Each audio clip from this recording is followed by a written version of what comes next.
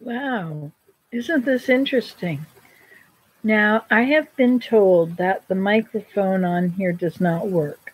So I'm going to speak slowly enough so you can lip read if you have to. Because I know that if there is no sound, then you have to be able to hear somehow. And so you have to lip read. Now, if I knew sign language, I could, um, you know, do sign language and all the people that know sign language would be able to understand what I'm saying.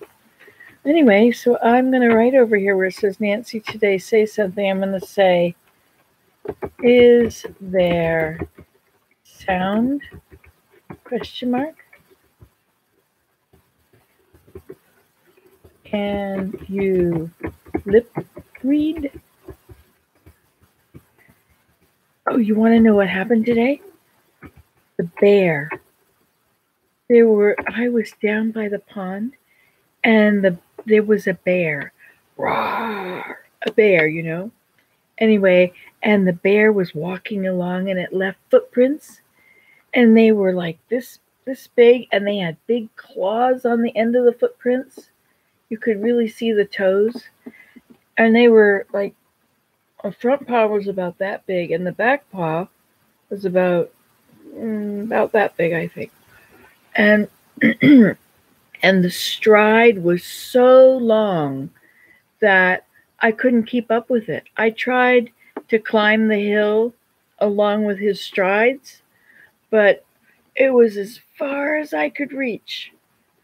And so I wondered, I stood there with my legs on one of his footprints, on one on the other footprint. I thought, if these are where his feet are landing, where is his head and his bum? How far apart? How further is there? Because there's another leg on each side, right? Anyway, so I think he might have been about 8 feet long. I don't know. Anyway, I followed his tracks. I did it. It wasn't enough to see them and to take photographs of them. No. I had to follow them. I had to follow them up steep hills and down and around mounds of rocks and through water and up on the hill and around the hill. And he just walked. He just went for a long, long walk. I guess it was a couple kilometers by the time I lost his tracks. It's too bad. I think that I must have come to a kind of a roadway, and the bears really like to walk on open roadway, like an open path in the woods. They don't want to go in and bushwhack. They'll take whatever's there. So I think that must have happened, and then a vehicle ran over them, and so that they're obscured. That is very interesting to find them. So that's what I did today. Look at this. I look like such a nice person. I like having the white behind me. Oh, did I tell you what I'm doing about white? White. You know, when the sky is white for the whole winter? Some people are really bothersome. Well, it used to bother me because I really liked color. I thought it would be good to have color. That's just the way I think. And so I decided to pretend that the white sky is purity, holiness. It's like we're seeing part of God's holiness. We're seeing into heaven. That other dimension which is here that we can't see, the spirits and all that. That whole other dimension, I can pretend that I'm seeing it, that it's all the white clouds are, the angels that watch over us. I thought that'd be a good way to look at it. So every time I see the clouds, I can think of all the angels that watch over us. Did I tell you about the experience I had the other day? Too bad you won't be able to. Oh, you can hear. Oh, cool.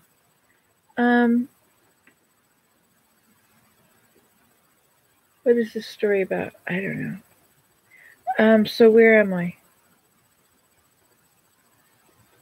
Are you the only one listening? If you're the only one listening, I should explain to you what I'm talking about. Oh, color and the sky. That's right. And that angels.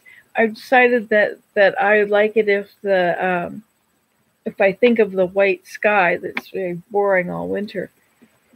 I used to put colored things out on the clothesline all the winter. I like that contrast. Look at how long my hair is getting. I braid it. I braid it a lot. Often, I mean. And then I put one across the top and the other across the top. And then I put my clip on it. This is not right. Something's sticking out here. Well, you get the idea, right? Oh, here's the clip. 2 clips, I think. 1 clip and another clip. Oh, this is really going to change things. Ah, new hairdo. Bad hair today. This is fun. So who's here? I'm shy. Hi, Cheryl. I recognize your names. It's really cool. When I did this yesterday, it was like hanging out with all of you guys, and you could talk and I could say things in response. Wasn't that fun? So watch the difference when I put my hair up. It's just amazing how I transform from being, just good old Nancy today, and I become like this elegant person. And I've lost all that weight, right? 70 pounds, because I went gluten-free and sugar-free and dairy-free, and I really love eating lentils now. I eat fruit and vegetables and lots of lentils and beans. See, now look at this. How did I make a mess there? Should I take that back out? Well, you know me. I'm such a purist. No, I'm such a, what's the word? Perfectionist? Yeah. No, perfection is meaning that we get rid of that giant boulder that's inside of us. This giant boulder of our faults and weaknesses. And that big boulder, it just goes away a little bit at a time. We find out we did this thing again, and so we find out, and then we eventually say, no more of that. And that's like we strike a bit of that weakness away. We've overcome a bit of it, but then life goes on, and then it emerges again. It happens again, and maybe right away. And then once again we go through the same thing, and eventually, I don't know how long it will take, if it's possible to do it in this life. I don't think so. So we chip away at it every time we recognize it, and we discuss it with the Lord. Oh, look, I have a message. So what do you think? See, it's pretty, I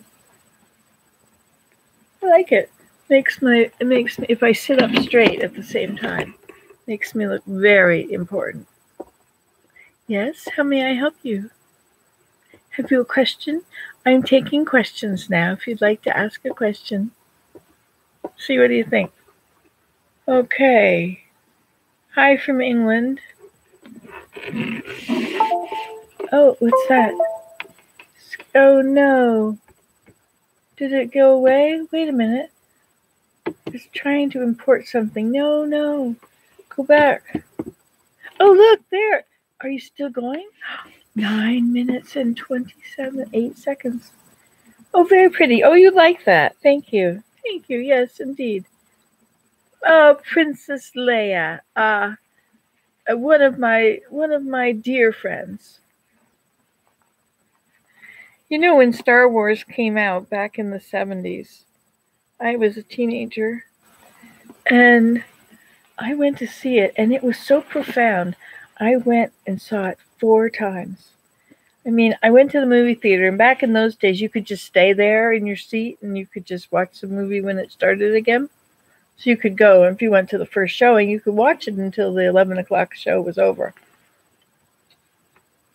That was a long time ago. When I was really young, they had Tots and Teens movies, which were very cheap. Instead of being $1 to go to the movies, it was 10 cents. And we knew how, and there was this movie. It was The Thousand Fingers of Dr. something. I don't know who.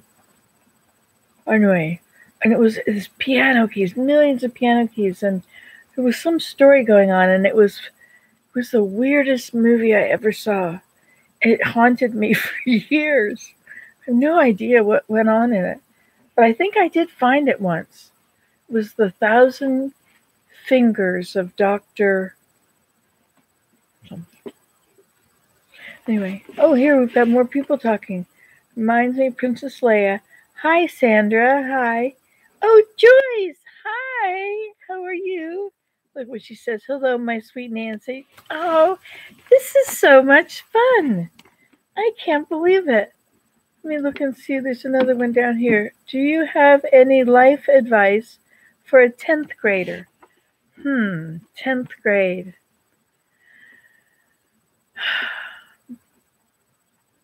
Well, when you're in 10th grade, you're 16.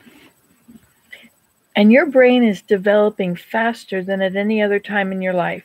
I think it's even faster than when you're a baby, but I could be wrong. But anyway, it's definitely parallel to that. And when you're 16, you are learning everything. And you're finding out things that you don't think anybody else knows, that nobody ever heard about before. And they're, life experience things. If you travel at all, if you,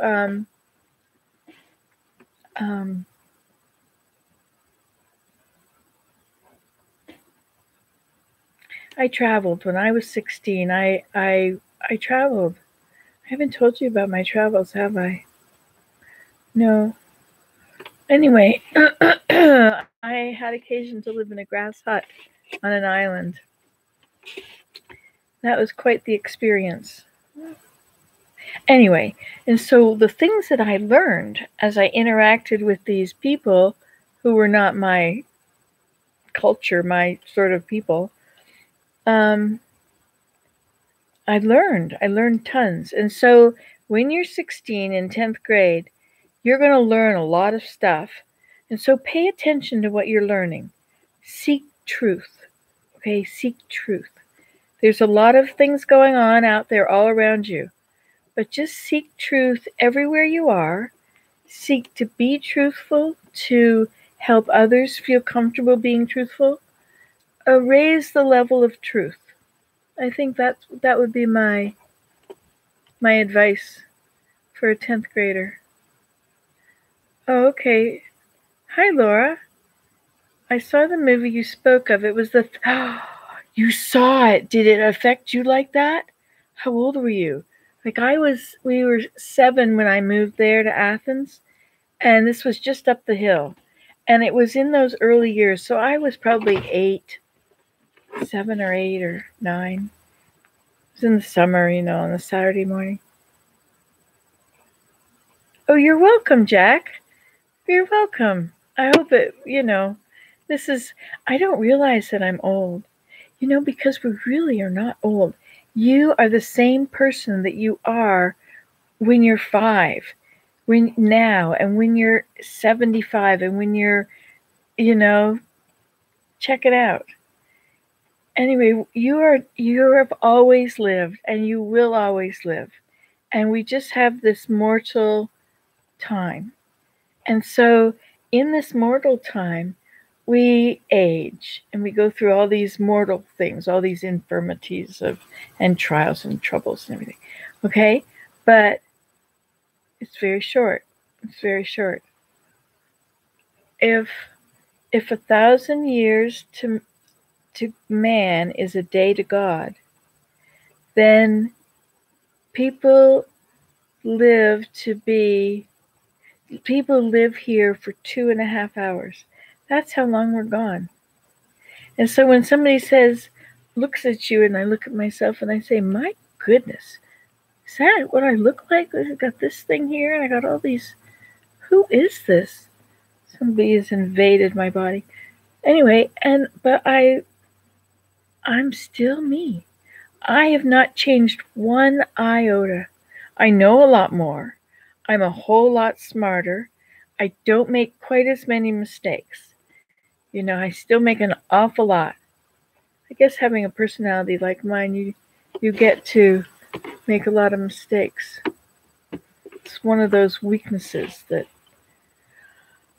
fills my life with interesting experiences. So somebody else say something so I can respond to you. You were maybe that age. Oh, Baja, wait a minute, things are happening here. Okay, so it was the 1,000 Fingers of Dr. Terwilliger. Weird stuff. Jack said, okay, thank you very much. CR, greetings from Baja California, Mexico. You really enjoy my videos. Wow, can I ask you what's going on down there? Do you live near the border? Are people just filling up the area and, people just going to stay there for a long time and wait? I'm very, very interested in what's going on in Mexico. I love Mexico so much, and I was thinking a lot of these migrants, they're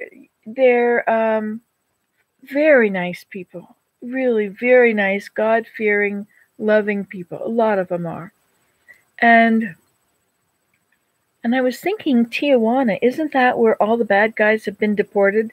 Anybody they found, if they broke a law, and a lot of laws, there were different kinds of laws. But anyway, so they send some real criminals down there to Tijuana.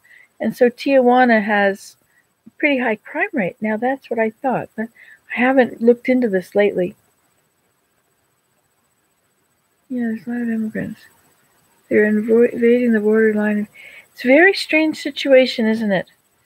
I mean, the very kind part of me says, send them all to Canada. I mean, send all these really nice people to Canada. I don't know everybody. I'm not sure about everybody, but I can see that there's a lot of really nice people.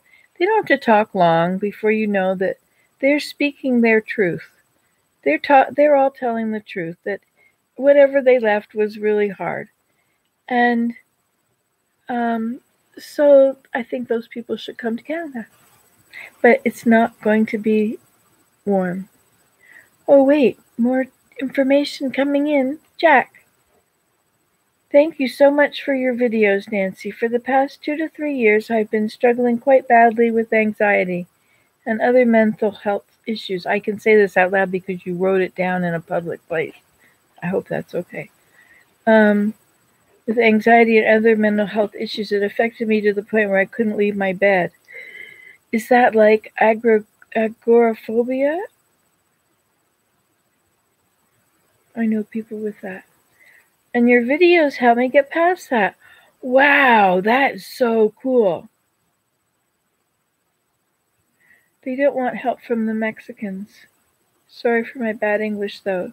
You don't have to have good English. You are who you are. Your English is your English. Now, my Spanish, we won't get really detailed about how good my Spanish is. Hey, it's pretty cool that the microphone is working on here. This is really, really cool. And it's still recording. 18 minutes and it's recording. And I know how to turn it off. I just have to click on that red button. End stream. Huh. Oh, it says me to say something. Should I say something over there? I mean, I'm just talking here, but then you have to watch the video to see what I'm saying.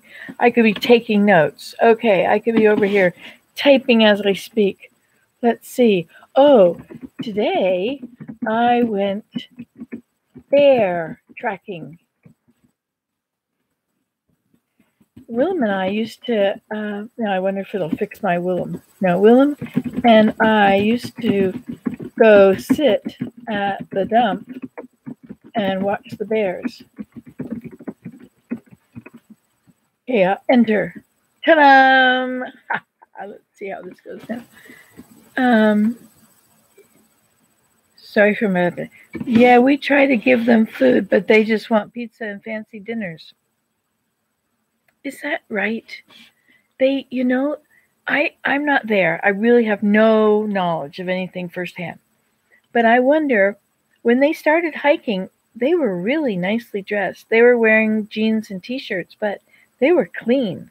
And they kept themselves clean. And and I don't know if I mean, it just seems like they're used to kind of a high standard of living, or at least a high standard of cleanliness. I don't know. But I was surprised that people that were supposedly really having a hard time economically were looking so good. But now that's not to say, because, if you ever go to a soup kitchen, I'm sure you'll see people that are dressed very nicely. Poverty befalls people of all walks of life, right?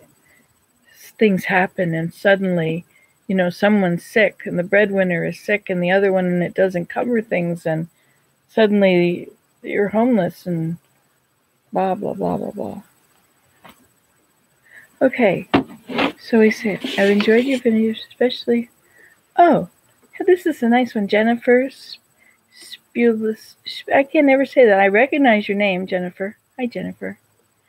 I've enjoyed your videos for many years now, especially how you are happy with who you are. Have you always been like that, or did you learn it? Actually, I was very miserable as a child. I was really angry at the world. I know, can you believe that? I was so mad. If you look at my pictures of me I looked very curious. I was always wondering what was going on. But I was also, people didn't like me. I didn't think people liked me. I was kind of an oddball. I just did things my way, which never was the right way. My father used to say, there's the right way, the wrong way, and Nancy's way, which was nice because he didn't lump me in with the wrong way, but I think that was sort of the given. This is so much fun. Okay, and I thought that the way to make people like you was to be mean to them, to let them know that you did not like that they didn't like you. And then I got to be, I don't know how old I was, but I read the book, How to Win Friends and Influence People. And I realized, this was in my teenage years, I think, but I wasn't always that. I mean, I was in my early teen years. Maybe I was 12 or 13. But my mother, we had tons of books in my house. Anyway, so I read that book, and it helped me realize that people don't care what you have to say about yourself. They want to hear about themselves. And so the best thing to do is to let them talk and ask questions about things they are interested in. And then you get to know them. You don't get to know them if you're talking about yourself. That's why we're having this one-sided conversation here. Wait a minute. Here we are. Oh, yes. And happy with who I am. Well, I started seeking truth. I was very young. I guess I was probably in 6th grade or something. And I remember lying in my bed thinking, I am not from here. I am not from here. I'm from somewhere else. I can't be from here because nobody here really knows me. So I can't be from here. And I thought that, and it wasn't until years later, when I joined the Church of Jesus Christ of Latter-day Saints, that I did realize that, like Longfellow said, that cometh from afar. Like, it's a really nice poem. I don't remember how it was. But anyway. And so once I realized who I was, that I was God's daughter, and that we were all kids, that we're all his kids, and we have a Heavenly Mother too. But when I found that out, that I'm a princess, my father's a king. He's the king of the universe. Hello. Anyway, so once I realized that, and once I realized the power of the atonement, and what the Savior has done for me, and how I don't have to carry those sins forever, I think that's when I became happy. When I joined the church, really. I searched before that. I searched many, many churches. Oh, and then I had this really cool dream. I dreamed the Lord said, make ready a wedding dress. And I said, what? Who am I going to marry? I was like 18. I thought, that's great. But then I thought, well, I'm in the process of losing weight, and so what size should I make? And I was having these thoughts, and then I had this peaceful feeling come over me that I would know what this all meant at some point. And then I was praying and thinking about all the churches and which one, and I had gone to so many places and so many. I knew that I had to keep looking.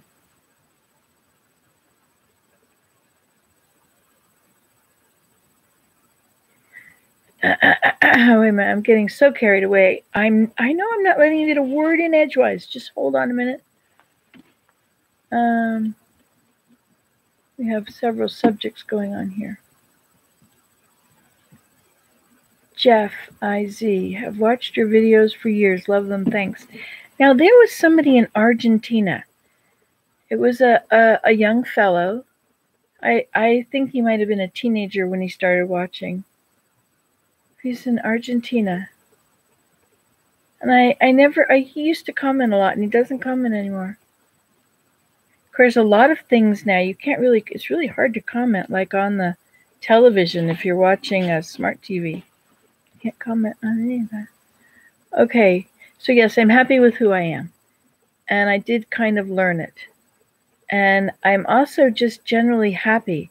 I think it's because I am so grateful. I am so grateful for what I have been taken away out of, and myself, I do such terrible things, and yet I don't have to be burdened with them forever. I can give them to my Savior, and then I'm free.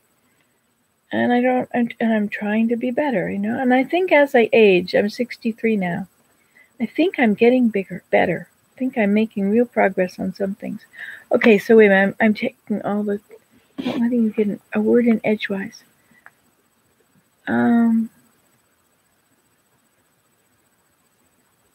Hi, Nancy. I've been watching your videos for over 6 years. Thank you. You're welcome, Mike. That's very nice. CR, they don't want to work and just want us to give them money just because Haitians came here like 2 years ago and they have earned their money. It's so, everybody has different expectations, I mean, you hear word that that there's a chance that you could get out of this. There's a chance that your situation could drastically change and you could have a car. You could have food every day. You could have a safety, and so you hear this whisper of this and you think, wow, wouldn't that be nice? And so every one of them has a different reason for coming. Their mom's sick. They need the money. They're, I don't know. There's just a million reasons why.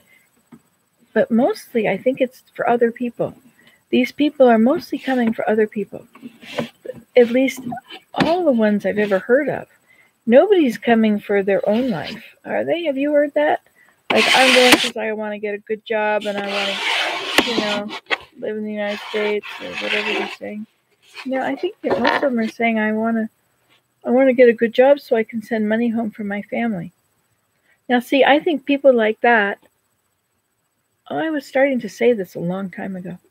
In Tijuana, I think they deported all these criminals there, amongst other people, or whatever. I don't want to get into that. But anyway, there's all these people in Tijuana, and there's a lot of violence. And so now you have 6,000 people that have come in there. And a lot of them are really nice people. A lot of them really want to just, get a job, work, do something, hire me, I'm ready. Maybe they'd rather have it in the United States than in Mexico because they might get paid more or whatever. But their goal is to send it home. Have I ever gotten a job with the goal of sending it to somebody else? No. I used to think about my husband, how he went to work and he worked so hard, he commuted so far. Every day he worked and he put all this money home and he never got any. Like, he would always say, oh well, I wanna buy that, but not yet. It's a lot of money, like something $300 or something, and so he would never buy it. And yet he was making money, and it was all just going for the family. There was food on the table, there were clothes, there were shoes and more shoes, a lot of used clothes. I was lucky to live out here in the woods where the kids that went to the local school, all of them had ripped clothes and patched, and there was no keeping up with the Joneses because the Joneses couldn't refinance. No, that's not. Okay, so wait a minute. Hi, Nancy. Hi, Seth. Because Haitians have jobs now, but people from Honduras don't want to work and they want the most expensive and for free. Is that right? I guess if you're there and talking to people, you're seeing, but that's not what the media has shown. Okay. Do you still like to make soap? Well, Jack, now that is a situation that is coming closer into my life. I have used up, I think I have 1 bar of soap left. And I had thousands of bars of soap at one point. And so I think it's time to make soap.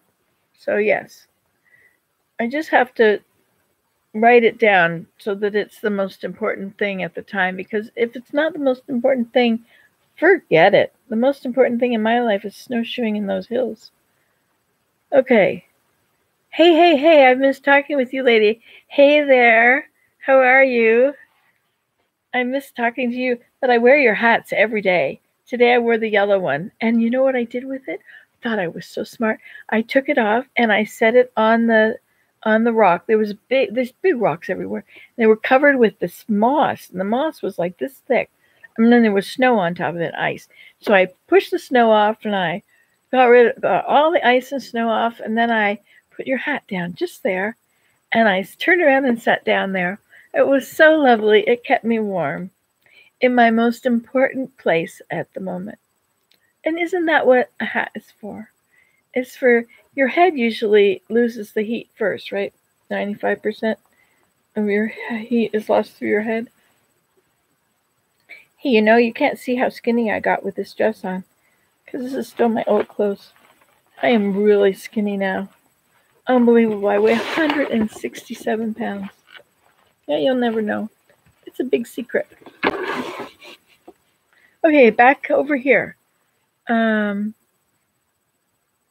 Yeah, I've missed you, Dina. I know your coffee cats. Willem as well. Yeah, he's doing good. He spends so much time sitting there at his computer over there doing his genealogy or composing or working with his compositions.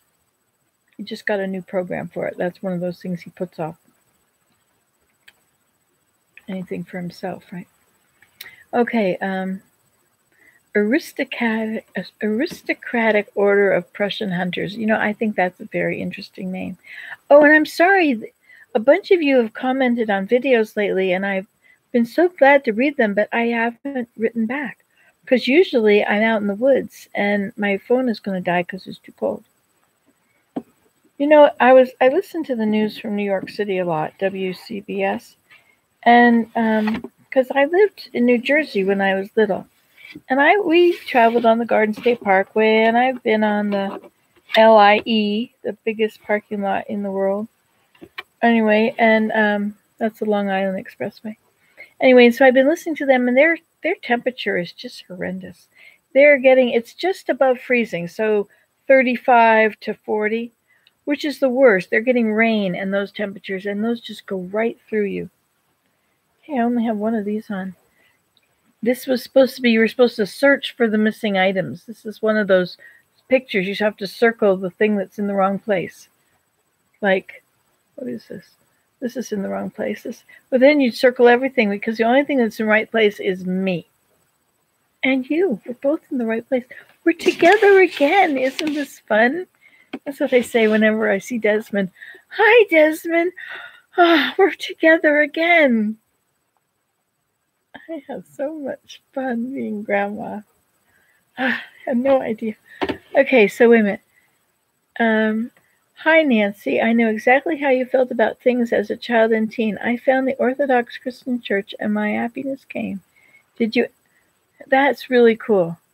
That's really cool because life is a place to be happy, right? It's a place to learn how to be happy. And I have found my key to being happy is obeying commandments. I know it sounds outrageous to some people that think that there aren't commandments and that's all a fabrication and that the universe did things and we can make things happen and all those things. But no, I completely forgot what I'm talking about. I'll go back to this. Oh, happiness comes. Yeah, I find that when I'm doing something I'm not supposed to be doing, I don't feel happy. I don't feel like smiling. Sometimes I'm rationalizing things or whatever, but I'm not very happy. And then when I change it and I repent of it and I get rid of it and I start doing the right thing, I feel a lot better. You know, like you don't have to feel guilty if you're not doing something wrong. And I know that some people don't think that anybody does things wrong, but anyway, black and white, good and evil, yin and yang, it's all there. And so there's a division between them, and that's the law. And if you stay on the law, stay on the light side of the law. The farther into the light side of the law you get because of the less dark things you do, the farther into the light side you go, the closer the other side is, the more you can feel the presence of angels. Hey, I told you about this. Is really long. Is this okay? Should I hang up now?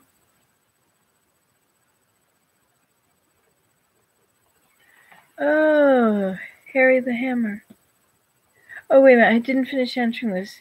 Did you ever find the Teepee Arsonist from 7 years ago? No, I did not. But I still have those burned poles on the teepee. And I still have the tarp which burned.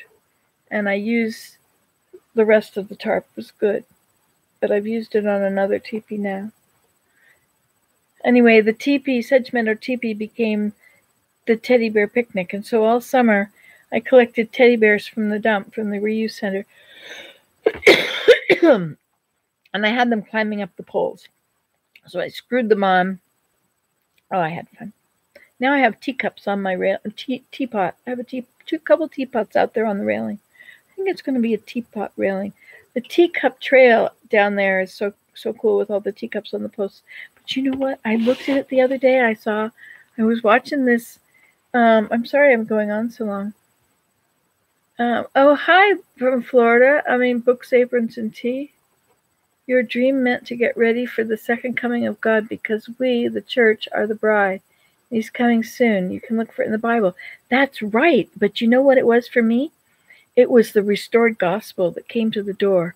Like an hour later, these two girls came, and I thought they had come to tell me about Christ.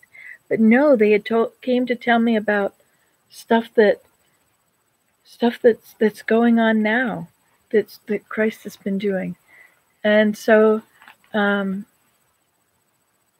that's what it was. I joined the Church of Jesus Christ of Latter-day Saints. And so both of what you said, the second coming, right? The Latter-day Saints. We're ushering in the second coming of the Savior now.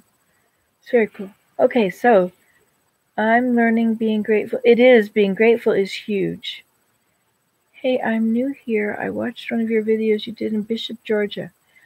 Oh, I lived in Athens, and I would drive to Canada, and so I would go through these small towns outside of Athens, or I would go traveling and exploring. I lived there for when you grow up somewhere, you really don't live there that long. We moved there when I was 7, and I left when I was 17. So I only lived there for 10 years. My brother, on the other hand, he lived there from kindergarten right through university, But anyway, I left home early. I was a one of those kind of kids. We aren't going to talk about that because I turned out really good. Okay, so we've got her back here. Yes, Jennifer, that's right. Being grateful is everything. If when somebody was telling me the other day that they were able to manifest new furniture for themselves.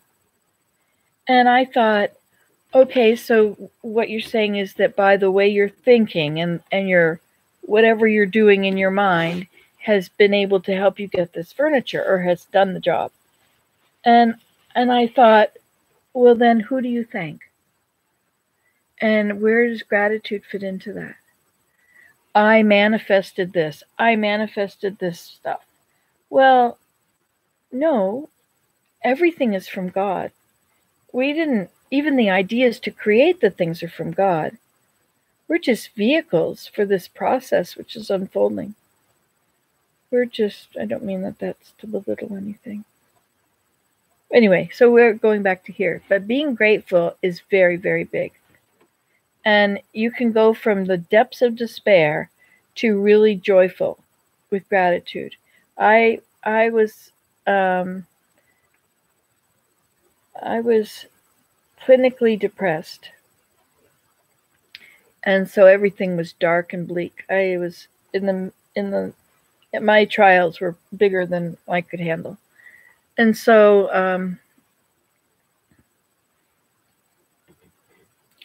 I tried being grateful, and I wasn't grateful for anything. I had no happy thoughts at all.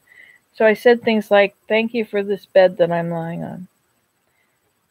And I also made myself say why.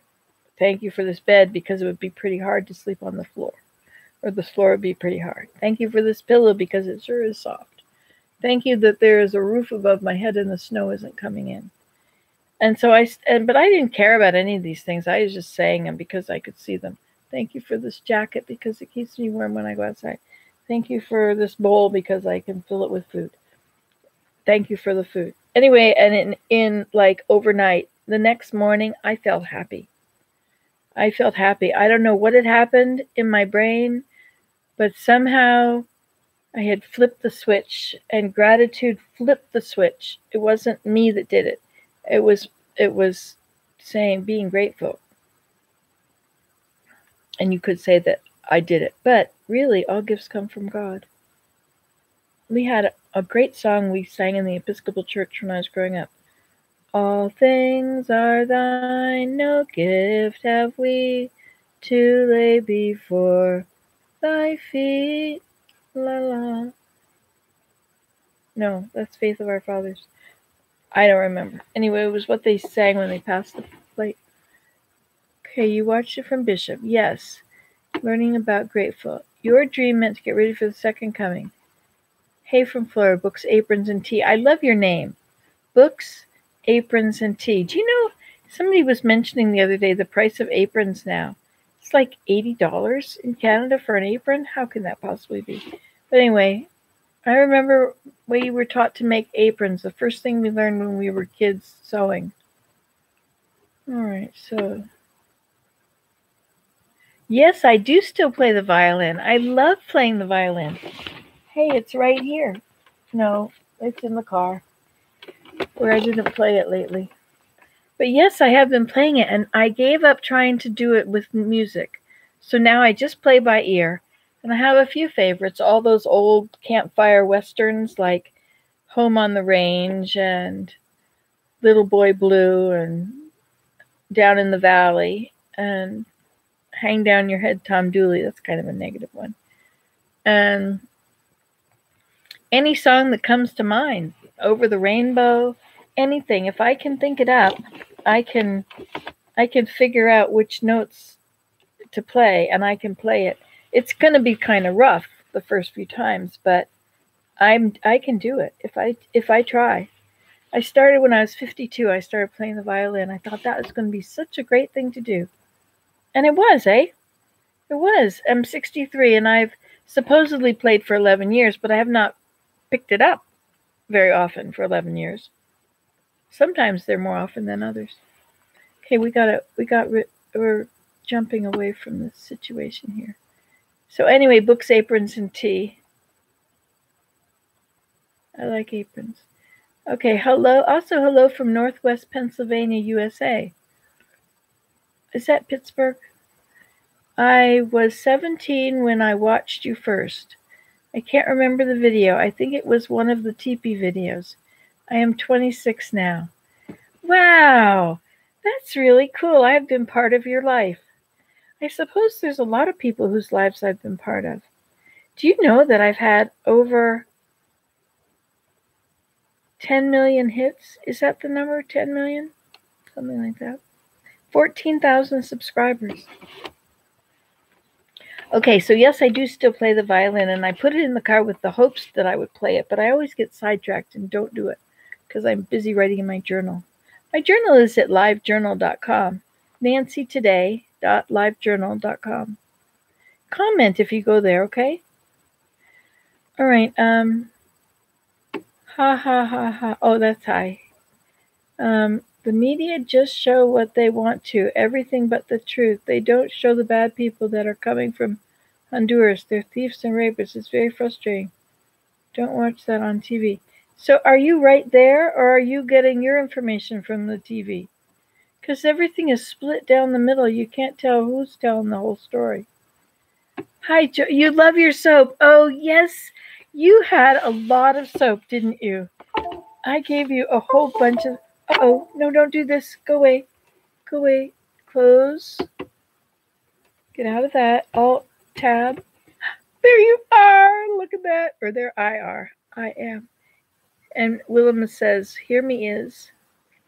Oh, goodbye, Jennifer. Love the live videos. Okay. Let me see. Hi, Lady Nancy. Have a blast. Oh, hi, Willem. Willem's home. Gotta run. Love it. Great seeing you. You have been missed. I've got to run, but before I go, wanted to let you know Emily got married in October, and I moved from... You moved! Oh, you must tell me where you live. I'll try and phone you, and you could tell me on the phone. Your videos have had a very big impact on my life as a late teen, early adult. I actually used to be pagan. When I first watched, I found Orthodox Christianity in late 2015, early 2016. It is so nice to find out you are a Christian. Yes, I'm 75 miles north of Pittsburgh. I have a wonderful friend in Pittsburgh. She's lovely. Okay, well, I guess I should go then because this is getting very long. So I'm going to type bye, everyone. This has been, been a blast. Catch you later. Hey, when should I come and do this again? Oh, you're from Mexicali, Baja California, so your information I've given to you is real. I live here in the border. Good night, Nancy. Good night. Have a great evening. Bye-bye, everyone. This has been a blast. Okay, now I end stream. Whoa, there goes the button. Oops. End stream. End.